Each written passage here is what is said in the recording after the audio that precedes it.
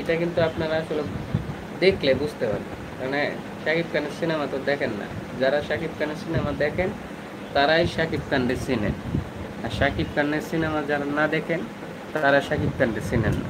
এটাই তো সমস্যা। শাকিব খানের সিনেমা একবার দেখেন কেমন হয়েছে, বা তার সিনেমা আসলে কেমন, ভালো না মন্দ। শাকিব খানের প্রত্যেকটা সিনেমাতে একটা করে মেসেজ থাকে, শিক্ষণীয় কিছু বিষয় থাকে, সেই জন্য শাকিব খানের। আর অনেকে বলে যে শাকিব খানের বক্তব্য কি লাভ, বা শাকিব খানের সিনেমা এত দেন কেন? আরে ভাই, একজনকে যদি একজনের ভালো লাগে সে তো দেখবে, কারণ শাকিব খান রে বুড়ার থেকে জন পর্যন্ত সবাই ভালোবাসে শাকিব খান। আর শাকিব খানের নাম বললে তো মনে করেন যে সবাই চলে আসে, কি না কি হয়েছে যে শাকিব খানের সিনেমা চলতেছে। আমি বহুত দিন আগে সিলেট গেছিলাম। সিলেটে আমি একজন বৃদ্ধ লোক, 80 বছর বয়স, এই বৃদ্ধ লোকের আমি জিজ্ঞেস করলাম যে শাকিব খানকে কি চিনেন আপনি? সে বলল যে শাকিব খানকে নাকি চিনে। শাকিব খান কি করে?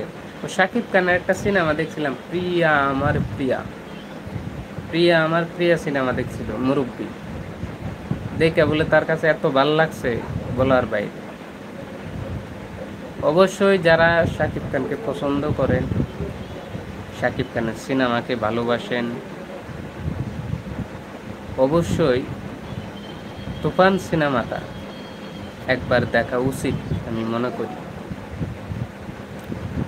কারণ এবার ঈদে কিন্তু চলতেছে তুফান সিনেমা, তুফান ছাড়া কিন্তু আর কোনো গতি নেই।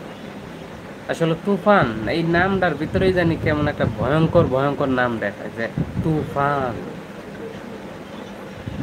তুফান তুফান বলতে কি বোঝাইছে? তুফানের লাগান আসতেছে নাকি?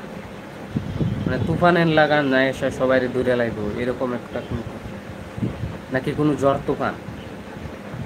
কিসের তুফান? তুফান কেন? ওটা দেখলেই বুঝতে পারবেন যে তুফান আসলে কাকে বলছে, বা তুফান সিনেমাটা আসলে কি কীরকম হতে যাচ্ছে। এই তুফান নিয়ে আপনারা আসলে কথা বলতে চাই। তা তুফান সিনেমাটা অবশ্যই দেখবেন আপনারা, যারা তুফান সিনেমা দেখেন নাই অবশ্যই দেখে আসবেন। আর একটি কথা বলতে চাই, যারা শাকিব খানের ফ্যান রয়েছেন, শাকিব খানের ভালোবাসার মানুষ রয়েছেন, অবশ্যই অবশ্যই শাকিব খানের সাথেই থাকুন আর শাকিব খানের সাথেই থাকবেন। আমরা দেখছি যে, আর একটা বিষয় যে আপনারা জানেন যে আমি শাকিব খানকে নিয়ে ভিডিও তৈরি করি না অনেক দিন হলো। এখন থেকে শাকিব খানের ভিডিও আমি তৈরি করব। কারণ কি জানেননি, শাকিব খানের ভিডিও তৈরি করি নাই, আমি কিছু পারিবারিক একটু সমস্যায় ছিলাম, একটু ঝামেলায় ছিলাম। সেই ক্ষেত্রে আমি শাকিব খানকে নিয়ে বেশি একটা কথা বলতে পারিনি।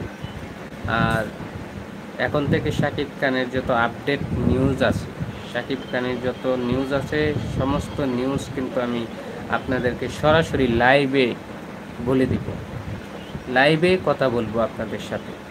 আপনারা যারা আমার লাইভ দেখবেন অবশ্যই আমার চ্যানেলটিকে সাবস্ক্রাইব করে রাখবেন এবং লাইক দিয়ে